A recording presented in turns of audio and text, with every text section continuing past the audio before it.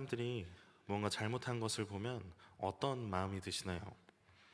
안타까운 마음이 먼저 드시나요? 아니면 혹시 속으로 혀를 찢찢하며 정죄하는 생각이 떠오르진 않으십니까? 우리는 신앙 공동체 안에서 다양한 사람들과 관계를 맺습니다. 그리고 때로는 누군가가 죄를 범한 모습을 마주할 때가 있죠. 그럴 때 신앙인으로서 우리는 어떤 태도를 지녀야 할까요? 오늘 본문은 아주 명백하게 죄를 저지른 사람에 대한 예수님의 모습을 보여주고 있습니다. 그리고 그 안에서 오늘 우리에게 향한 따스한 도전이 담겨 있습니다. 오늘 본문에는 아침 일찍이 성전에서 백성들을 가르치는 예수님의 모습으로 시작됩니다.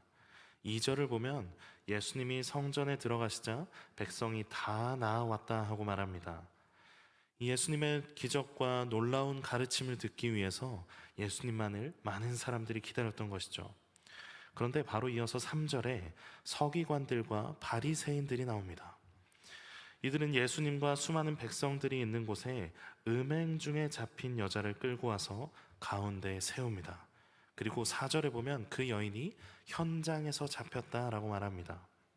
즉 심증이나 정황으로 잡아온 것이 아니라 실제로 죄를 저지른 사람이라는 것이죠. 그리고 그들은 5절에 모세는 율법에 이러한 여자를 돌로 치라고 명했다라고 말하면서 어떻게 하는 것이 좋겠느냐고 예수님께 묻습니다. 이들의 질문은 아주 간교합니다.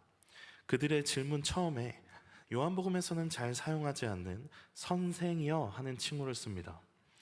당시 선생이라 불리는 사람은 그것을 꼭 답해야만 하고 그렇지 못하는 것은 굉장한 수치로 여겨졌습니다. 그들은 예수님께서 대답을 하지 않는 것을 방지하고자 일부러 선생이여 하고 말을 열고 있는 것이죠. 또 여인이 진짜 잘못을 했다면 그저 처벌하면 될 일인데 예수께 찾아와서 묻는 이유가 무엇입니까? 성경은 그들이 6절에 예수를 고발할 조건을 얻고자 시험했다 하고 말합니다. 예수님을 십자가형에 처할 때도 대제사장 무리가 사형 선고를 직접 하지 않는 것은 로마의 식민지였기 때문에 사형 집행 권한이 없기 때문이었죠. 마찬가지로 율법에 의하면 돌로 쳐서 죽여야 마땅하지만 그렇게 한다면 로마법을 어기게 되는 것이죠. 그렇다고 로마의 법에 따르기엔 율법을 지키지 않는 것이 되고 마는 겁니다. 이런 것을 종합해 볼 때 그들의 악함을 엿볼 수 있는 것은 무엇입니까? 이 고발을 위해 이 여인을 한낱 도구로 취급했다는 사실이죠. 그들은 예수님을 고발할 빌미를 만들기 위해 죄를 지은 한 여인의 생명과 명예까지도 서슴없이 희생시키고 있습니다. 그들은 율법을 잘 알았고 경건하다 칭함을 받는 사람들이었습니다. 그러나 그 마음에는 하나님의 사랑과 긍휼보다는 자기의 이익과 체면이 더 깊이 자리 잡고 있었습니다. 그들의 고발은 하나님의 율법을 지키고자 하는 마음도 아니고 공동체를 정결하게 하려는 의도도 없었습니다. 그저 악의로만 가득 차 있었죠. 오늘 예수님께서는 그런 판단, 의도, 생각을 뛰어넘는 하나님의 놀라우신 사랑이 무엇인지 우리에게 알게 해주십니다. 예수님은 갑작스러운 질문과 혼란스러운 상황에 휘말리지 않으시고 손가락으로 바닥에 무언가 쓰시기 시작하십니다. 무엇을 쓰셨는지 기록되어 있지는 않지만 꽤 긴 무언가를 쓰신 것 같아요. 그래서 고발하려는 무리가 독촉을 하죠. 그들이 묻기를 마지 아니하는지라. 그러자 예수님께서 일어서셔서 말씀하십니다. 너희 중에 죄 없는 자가 먼저 돌로 치라. 그리고 이어서 땅에 무언가를 계속 쓰십니다. 그런데 사실 잘 따져보면 예수님의 이 말씀은 율법적인 근거가 없습니다. 가늠한 자를 돌로 치라는 명령에서 죄 없는 자가 치라 하는 명령은 어디에도 없습니다. 다만 신명기 17장에 기록되어 있듯이 증인들이 먼저 나서서 돌을 던지고 다른 사람들도 돌을 던지라 하고 말하죠. 그러나 말했듯이 죄가 없는 사람이 돌을 던지는 것이 아니라 범죄의 증인이, 그 처음 본 사람이 돌을 던지라는 것이죠. 그런데 예수님은 죄 없는 자가 돌을 던지라 하고 말합니다. 이 예수님의 말씀은 굉장히 중의적이죠. 죄 없는 자가 돌로 치라는 것은 죄가 없는 자가 치라는 말도 되고, 혹은 죄를 짓지 않는 자가 치라 하는 말로 해석할 수도 있습니다. 예수님이 이 말씀을 하심으로 너희는 스스로 간음의 죄를 고발하는 증인이라고 생각하겠지만 정작 너희 자신도 죄에서 자유로운 존재가 아니라는 사실을 찌르고 계신 겁니다. 공인된 사본은 아니지만 일부 역본에서는 예수님께서 고발하는 자들의 죄를 바닥에 쓰셨다고 묘사하기도 합니다. 그리고 쓰셨다는 표현의 원어인 카타그라포의 어원을 고려하면 무엇에 대하여, 무엇에게 라는 뜻을 가지기도 합니다. 그러니까 우리는 오늘 성경에 그 내용을 무엇을 썼는지는 알 수 없지만 그들에 대한 무언가 메시지를 전달하셨음을 추론해 볼 수는 있습니다. 그리고 그 메시지와 더불어 죄가 없는 자가 치라 하는 예수님의 말씀에 모두가 멈출 수밖에 없었죠. 죄가 없는 자도 죄를 짓지 않는 자도 아무도 없는 것입니다. 사람들은 양심의 가책을 느꼈고 어른으로부터 젊은 사람에 이르기까지 모두 그 자리를 슬그머니 빠져나갑니다. 그리고 이제 예수님과 여인만 남게 되죠. 멋지게 여인을 구해주는 모습이 참 감동적인 것 같아 보이지만 사실은 그렇지도 않죠. 그 자리에는 이제 진정 죄가 없으신 예수 그리스도와 간음 현행범으로 붙잡힌 여인이 단독으로 마주하고 있는 것입니다. 예수님이야말로 그곳에서 여인을 정죄할 수 있는 죄가 없는 단 한 분인 것이죠. 그런데 예수님은 주변에 아무도 남지 않은 것을 보시고 여인에게 말씀하십니다. 너를 고발하던 그들이 어디 있느냐? 너를 정죄한 자가 어디 있느냐? 여인이 대답하죠. 주여, 없나이다. 그러자 예수님 말씀하십니다. 나도 너를 정죄하지 아니하노니 가서 다시는 죄를 범하지 말라. 이 여인은 분명 범죄했습니다. 그런데 예수님의 말씀으로 인해 현장에서 붙잡아 온 자들이 다 떠나갔고 여인은 자유로워졌습니다. 어떤 문책도 하지 않으시고 가라고 말씀하십니다. 예수님께서 겪으셔야 했던 곤혹스러운 상황에 대해서도 예수님은 아무 말씀도 하지 않으십니다. 그저 가라고 말씀하십니다. 여기에서 여인의 공로가 있습니까? 여인의 공로가 무엇이 있습니까? 여인의 공로는 아무것도 없습니다. 그렇다면 여인이 죄를 짓지 않았습니까? 아닙니다. 예수님은 마지막에 다시는 죄를 범하지 말라는 경고의 말씀을 하셨죠. 그렇다면 이 여인은 실제로 간음했다는 말이에요. 그런데 이제 예수님으로 인해서 자유롭게 되었습니다. 어떤 이유가 있을까요? 어떤 근거로 예수님은 자유롭게 했을까요? 사랑 외에는 다른 근거를 아무것도 찾을 수 없습니다. 예수 그리스도의 사랑이 이 여인을 자유롭게 한 것입니다. 요한복음 3장 16절은 우리가 너무나 잘 알고 있는 말씀이죠. 하나님이 세상을 이처럼 사랑하사 독생자를 주셨으니 이는 그를 믿는 자마다 멸망하지 않고 영생을 얻게 하려 하심이라. 여기서 하나님이 세상을 사랑하셨다라고 하실 때 이 세상이라고 표현된 코스모스라는 단어는 일반적으로 성경에서 악한 세상을 의미하는 경우가 많습니다. 요한일서 2장에서 세상에 있는 것들을 사랑하지 말라 하고 표현할 때도 동일하게 코스모스라는 단어를 사용합니다. 그 뜻을 생각해 본다면 하나님의 그 사랑은 아직 하나님께로 돌이키지 않은 악한 세상을 향하여 주어졌다는 뜻이죠. 그리고 이어서 3장 16절에 이어서 17절은 이렇게 말씀하십니다. 하나님이 그 아들을 세상에 보내신 것은 세상을 심판하려 하심이 아니요 그로 말미암아 세상이 구원을 받게 하려 하심이라. 여인은 분명한 죄인이었습니다. 그러나 예수님이 원하시는 것은 심판이 아니라 구원이었습니다. 예수님은 정죄하지 않으시고 사랑으로 일으켜 주십니다. 사랑하는 여러분, 우리도 이런 사랑을 받았음을 기억해야 합니다. 성경은 우리가 어떤 행위의 공로로 제사함을 받았다고 말하지 않습니다. 하나님으로부터 시작된 사랑과 그 사랑에 대한 믿음으로 구원을 얻는다고 말합니다.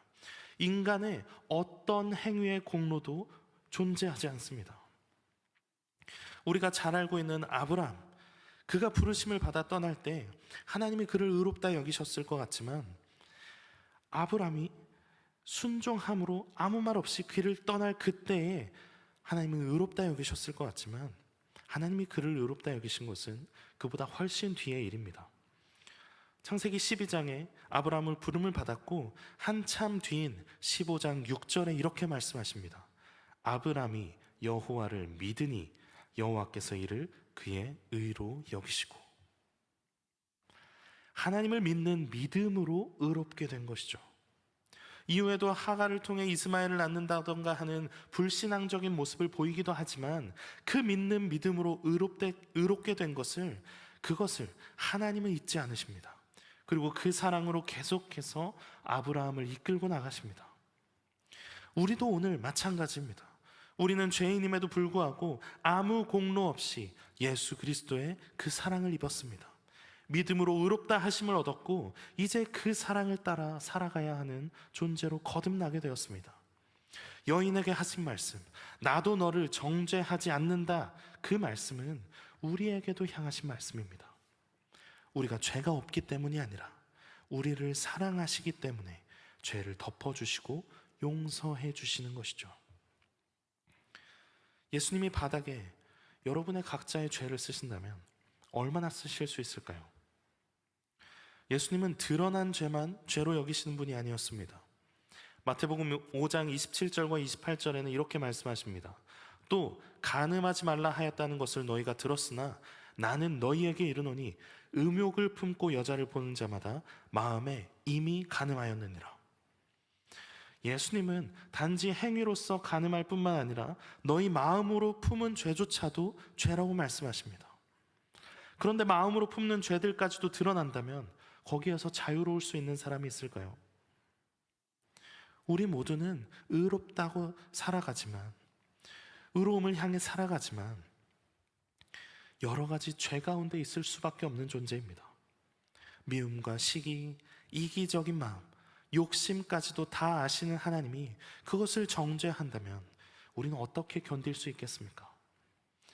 그러나 그런 우리를 향하여 예수님은 말씀하시는 것이죠. 나도 너를 정죄하지 아니한다. 이 사랑을 입은 우리는 오늘 어떤 자세로 살아가고 있습니까? 신앙생활을 하면서 맺게 되는 수많은 관계들 사이에서 나는 그 사랑을 입은 자의 태도로 살아가고 있습니까? 무언가 잘못하는 것을 볼 때마다 정죄하고 볼멘 소리를 하거나 또 비난하지는 않습니까? 정작 예수님은 그를 정죄하지 않으시고 또 우리에게 사랑을 보이시는데 나는 사랑하지 못하는 어리석은 존재가 되어 있지는 않습니까? 우리는 예수님처럼 더욱 사랑해야 합니다. 우리를 사랑하신 그 사랑으로 나도 사랑해야 합니다. 우리 한번 따라서 한번 해볼까요? 예수님께서 나를 정죄하지 않으시고 사랑하셨습니다. 그러므로 나도 이제 정죄하지 않고 사랑하겠습니다. 그 사랑으로 내 이웃을 품겠습니다. 그 사랑으로 성도를 사랑하겠습니다. 주님처럼 사랑하는 자로 살기를 다짐합니다. 아멘. 우리가 이 마음을 늘 품어야 합니다. 예수 그리스도의 한없는 사랑을 기억하며 나도 사랑하는 사람이 되어야 합니다. 그리고 중요한 한 가지는 그 사랑의 자세가 예수님의 마지막 명령과 관련된다는 점입니다. 예수님은 사랑으로 여인에게 자유함을 주셨지만 동시에 다시는 죄를 범하지 말라는 명령을 주십니다. 그렇게 예수님의 이 마지막 말씀은 단지 죄를 멀리하라는 도덕적인 요구가 아니라 사랑받은 자로서 마땅히 새롭게 살아가라는 초대입니다. 에베소서 4장 22절에서 24절 말씀입니다. 너희는 유혹의 욕심을 따라 썩어져가는 구습을 따르는 옛사람을 벗어버리고 오직 너희 심령에 새롭게 되어 하나님을 따라 의와 진리의 거룩함으로 지으심을 받은 새 사람을 입으라. 예수 그리스도의 사랑이 우리를 변화시키고 우리를 새로운 사람으로 만듭니다. 의와 진리의 거룩함으로 지으심을 받은 새 사람이 되어야 합니다. 그리고 그 사랑이 깊어질수록 죄를 미워하고 사랑으로 행하고자 하는 그 마음이 더욱 우리 안에서 자라나게 됩니다. 우리가 그 사랑을 이미 받았습니다. 우리가 받은 그 사랑을 늘 기억하며 삶의 방향과 태도가 날마다 새롭게 되어야만 합니다. 사랑하는 성도 여러분, 우리는 죄를 찾아내는 데 너무나 익숙한 존재입니다. 그러나 우리 주님은 죄를 찾아내시는 것이 아니라 죄를 덮어주시고 사랑으로 우리를 세우십니다. 우리는 그런 사랑을 이미 입은 자들입니다. 오늘 우리도 그 사랑을 기억하며 정죄가 아닌 사랑으로 살아가길 바랍니다. 가정에서, 학교에서, 교회 안에서 누군가를 향해 손가락질하기보다 품어주고 기다려주고 사랑하는 자가 되기를 바랍니다. 예수님께서 우리를 그렇게 사랑하셨으니 이제 우리도 그 사랑을 따라 사랑하는 것이 마땅하지 않겠습니까? 그 사랑을 실천하는 것이 때론 어렵게 느껴질 수도 있습니다. 그러나 요한일서 4장 19절에 이렇게 말씀하십니다. 우리가 사랑함은 그가 먼저 우리를 사랑하셨습니다. 우리가 사랑할 수 있는 것은 우리가 선함이 아니라 주님께서 먼저 우리를 사랑하시고 그 사랑으로 우리에게 사랑할 힘을 주셨기 때문입니다. 그러니 주님의 사랑을 기억하며 그 사랑을 의지하여 정죄가 아니라 사랑으로 품는 한 걸음을 내딛길 바랍니다. 예수님께서 나에게 그러신 것처럼 나도 당신을 사랑합니다. 고백하며 실천하는 우리가 되길 바랍니다. 그 고백과 실천하는 삶을 통하여 우리 교회와 각자의 삶의 자리가 예수님의 사랑으로 더욱 풍성해질 것입니다. 오늘도 정죄가 아니라 사랑으로 죄에서 떠나는 새 삶으로 함께 나아가는 우리 모두가 되기를 주님의 이름으로 축복합니다.